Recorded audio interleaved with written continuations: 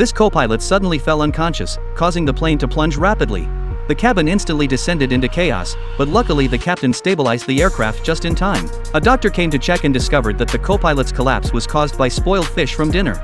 Hearing this, the captain frowned and glanced at the half-eaten fish on his own plate. As the doctor continued to explain the severe symptoms of eating the fish, the captain started to feel increasingly unwell. Finally, he collapsed to the floor, and the plane once again began to dive. Fortunately, before fainting, the captain had switched on autopilot. A balloon captain appeared in the cockpit and managed to keep the plane steady.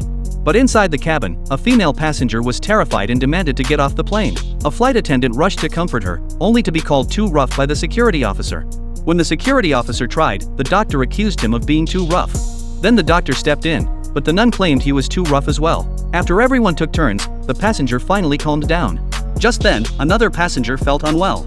The doctor asked her to open her mouth, and to his shock, an egg was inside. He removed it, but another appeared, and each one hatched into a chick. The doctor concluded she had a chicken nest in her body and must be taken to a hospital immediately. At that moment, the balloon captain began leaking air, and the plane started descending again. Luckily, the control center told the flight attendant that the leak was at his waist and could be inflated. She quickly blew air into the valve, and through her effort, the plane was stabilized once more. To comfort the frightened passengers, the flight attendant decided to perform music. She sang with increasing excitement but accidentally knocked out a boy's four-tube. The boy struggled desperately to signal for help, but no one noticed, so he reinserted it himself.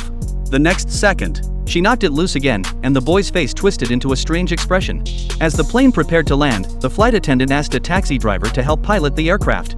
The driver, unable to read the instruments, grew nervous, but for everyone's safety, he forced himself to try. Suddenly the plane began bouncing up and down, and panic spread among the passengers. To calm them, the doctor made up stories, but his nose grew longer and longer. Seeing this, the flight attendant played a disaster movie instead to soothe them. Meanwhile, the taxi driver steered the plane toward landing. On the ground, lights were set up and rescue teams stood ready. The plane touched down, but the speed would not slow.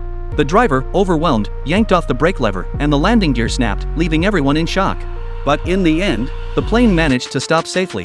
The flight attendant warmly bid farewell to each passenger and hoped they would fly again.